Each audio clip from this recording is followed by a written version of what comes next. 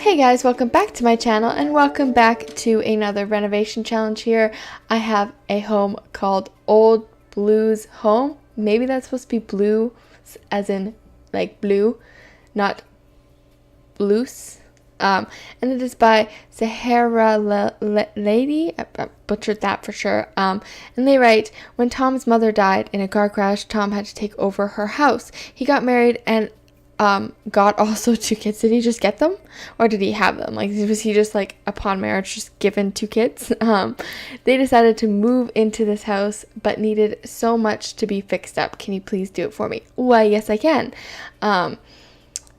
So let's take a look at the house. Okay, guys, so we are here in the house, and you can see that it is honestly a phenomenal design. I rave about this at the end, in the middle. It's just like, I cannot get over this design. I don't change anything about the exterior aside from this brick color. I change it to a more red. But other than that, it is honestly so gorgeous. It is just a little overgrown. That is all. So you walk in the front door and you are met with this very generous hallway entranceway area. Just some old cobwebs and stuff. In here is a pretty dark and dingy dining room, which I do open up to the kitchen eventually, and through here, which I hate more than anything. Like, you have to walk through the dining room to get to a room, but that honestly stays. You'll see. Anyway, good space, I guess, kind of, sort of good use of the space. There's lots of stuff in this room. I'll give them that, and nice drawings. And then over here, right here is the most awkward place to have a door to a bathroom. But it is a nice, bright bathroom. Brightest room in the house, I'm pretty sure. Nothing special, just a lot of cracks and scratches on the door. I don't know what monster was in here, but I hope it's gone. And then over down the hallway this way is the kitchen, which is honestly a beautiful kitchen. Like, gorgeous. And you also didn't forget the tea, which is, I love you. Big, huge, massive kitchen. I do shrink it down a bit, but it is a gorgeous kitchen to begin with. And then through here is the living room, which honestly stays the same size, and it is a nice size. It's just dark and dingy and in need of a makeover. So through this door here, I believe is a bedroom. Yes, it is a generous sized bedroom that ends up becoming 2 bedrooms, and just some like old holes in the wall. Just need some like drywall and some paint, and I think we'll be good. A weird vent at the door, which seems like it would be a fire hazard. And then through this door is another bedroom over here, which has some weird markings as well, and a curtain with no window, so it's great. I thought there was a bathroom. Yes, there is this bathroom with no door, which is problematic, but I do fix it. I do put in a door, so yes. And then we fly back to the outside, and it is this gorgeous backyard, like, just so pretty and nice. And this whole house is pretty and nice, and I love it, and I cannot wait to, I'm probably going to use it at some point in one of my Let's Plays. I can't just not. It's too gorgeous not to. So why don't we go ahead and get started on the renovation. Okay, guys, so I obviously start with just deleting everything as per usual. What else is new? Of course, randomly deleting floors at some point. Yeah, like I said in the beginning, I didn't do a whole lot to this house in terms of like exterior goes. It honestly stays the exact same, aside from I changed the color of the wallpaper I'm trying to find words. I changed the color of the brick wallpaper on the outside, and that's the only part I change. I keep the other wallpaper the same color, that greenish bluish color. I keep that the same.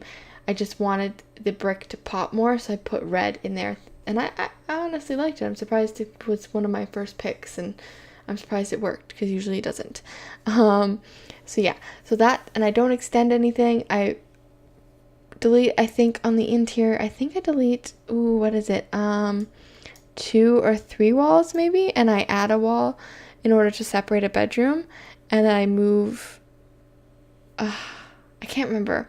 I don't do a whole lot, because honestly the design of this build is beautiful and extravagant, and I wish I could build like this, because the person who did this put in so much detail, and it is so beautiful. So yeah, Anyway, it is currently Friday for you guys, Thursday night for me, and I will rejoice when it is Friday, which is tomorrow, and when I am done my work and on my way home. Although this week, guys, I can't even express how stressful it has been, and it honestly isn't going to get any better. Next week is only going to be 10 million times more stressful. So my stress started out on Monday when, hey, remember that midterm I talked about? Yeah, I got it back.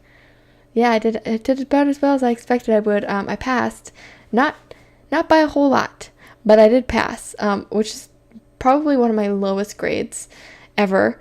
It wasn't as gut-wrenching as it probably would have been if it was my first year, because I kind of expected it, and it was like, I know that I can still get a B overall if I just do well on the paper. Fun fact, I did perfect on the essay portion. I just did horribly on the short answer portion, which is what I knew I did horribly on.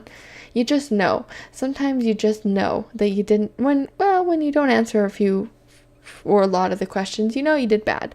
So anyway, started off with that, and that wasn't even the bad part. That part I was like, whatever, I knew I was going to do bad, and I can just strive to do better.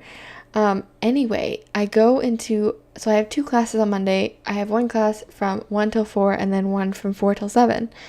And so I go to my 4 till 7 class, and I didn't go the week before because it snowed. I wasn't feeling well, and there was another reason. I can't quite remember why.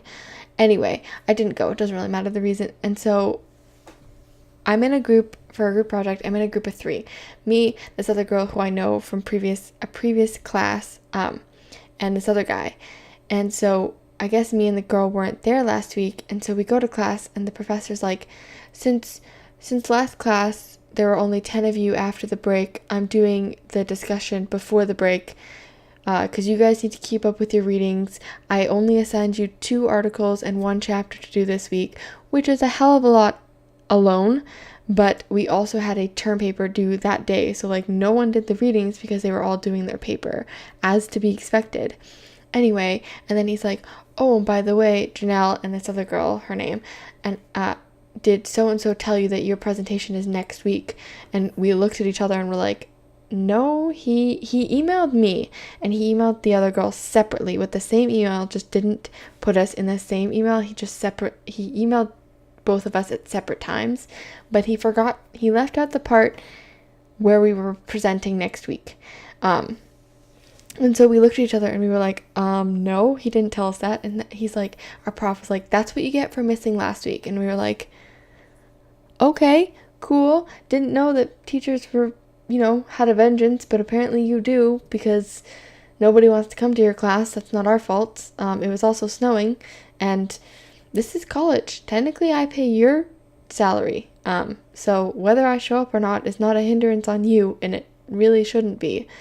Anyway, so that starts that debacle, and I was so choked because I wasn't expecting to present on Monday. It is now Friday for you guys, Thursday for me, and we hadn't picked our topic, and we were going to do Princess Diana, and then some other group picked that, and then we were going to do John Lennon, and some other group picked the Beatles. So then we ended up with Queen Elizabeth II, which isn't a bad topic. It's just like not what we wanted, but I'm not upset about it because honestly I'm fascinated by the royal family. So it didn't really matter, but I was blindsided by the fact that I have to present next week. Not only that, but on top of that, so I go to school Monday, Wednesday, and Thursday, and I work Tuesday and Friday.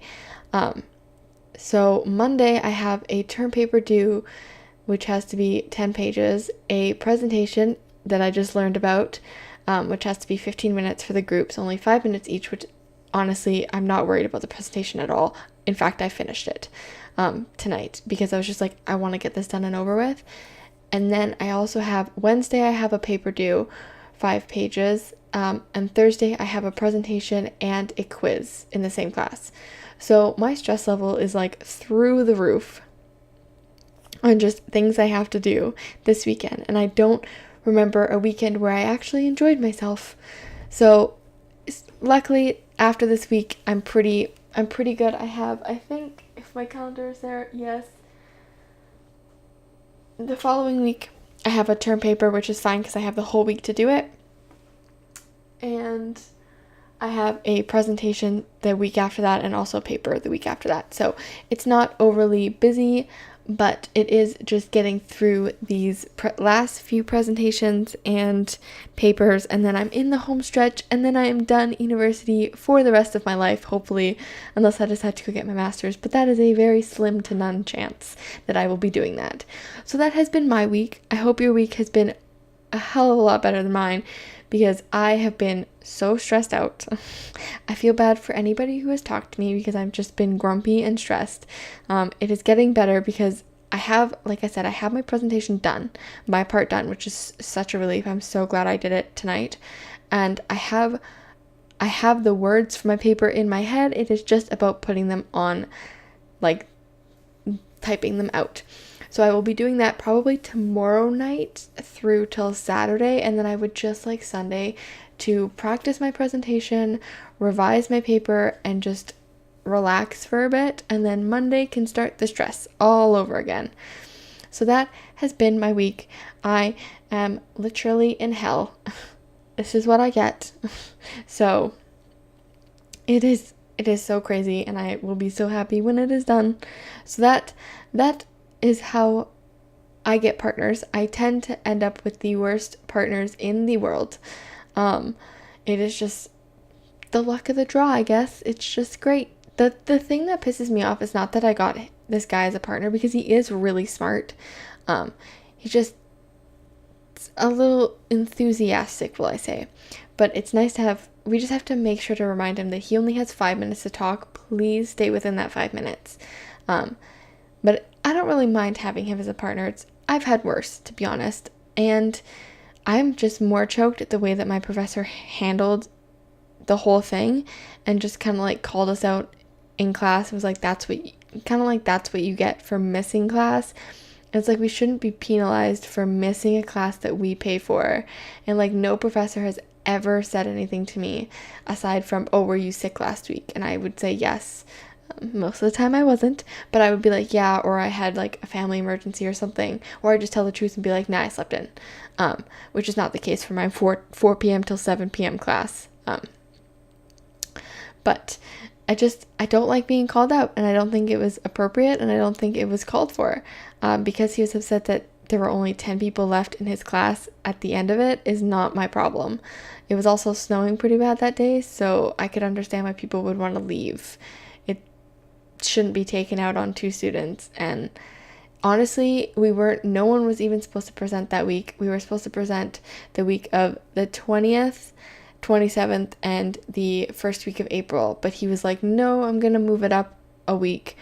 So that's his bad, not ours. But you know what, it is what it is. I'm gonna go in there, I'm gonna do my best with a week's notice, and yeah, so we'll see. I'm hoping I do okay. I think I'll do okay. I've never really done horribly on a presentation. I think everybody expects the person to be nervous. I'm not a nervous person anymore to do presentations. I'm usually pretty good.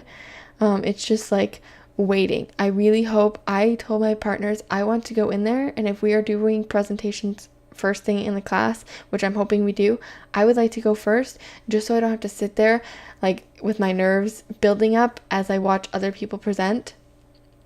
And the other group is the group that stole my idea and is doing Princess Diana. So our topics will obviously overlap, considering we are talking about Queen Elizabeth II and we're also mentioning Princess Diana because she obviously died while Queen Elizabeth she's still the queen. So, yeah. So hopefully we get to go first is my thought. But anyway, so today's Thursday. Wednesday. Yesterday, I met up with one of my group members, the girl, and we divided the parts, and we emailed the other guy, and we're like, this is our parts, blah, blah, blah. And then we were like, so we're meeting tomorrow, which is today, Thursday, at 1 p.m. Can you please email back and confirm that you're meeting? So he doesn't email back. We have a class, me and this girl have a class on Thursdays from 10 till 1 together. So we were in class like, what the heck, he hasn't emailed back. Like, what do we do if he doesn't email back? And so we had devised this plan that if he doesn't email back, we're going to just like tell the professor and be like, we're doing it by ourselves.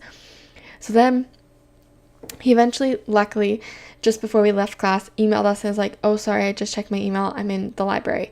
So we're like, okay, cool. So we go and meet him, and he literally says nothing to us. He literally is just staring at his phone. I said literally too much. I gotta stop. He is staring at his phone. Every time we try to be like, hey, what do you think of that? Or are you okay with the parts that we divided? Like, is there anything you want to add or whatever? Did you get the PowerPoint? He's just like looking at his phone, nodding his head. And I'm like, we didn't have to like meet for this. We could have just done this over email if you're going to be this way. So anyway, it'll all work out, and I will be stress-free soon. That's a lie. I'm never stress-free, but I will be less stressed, significantly less stressed soon. So I just find it nice and peaceful to come home and play The Sims, honestly, or any video game. It's just nice, a nice relaxing way to end a stressful day. So we are finishing up here, and we are going to go through, I have to do that, right, I have to do the front yard. And the original house had this beautiful, like, garden area out front, which I ended up deleting because I wasn't sure if I was going to keep. And I'm like, no, you know what? I suck at landscaping. I should keep what this person has because they're clearly good at it. So I just re-added that and added some trees. And now we are going to do the fly-through. So thanks so much for listening to my rant and rave about school. It honestly relieves me so much that I have the internet to talk to. So fly-through time. Okay guys, so we're going to go through the fly-through here as per usual. So overall, I think this house is amazing. It is honestly, nope.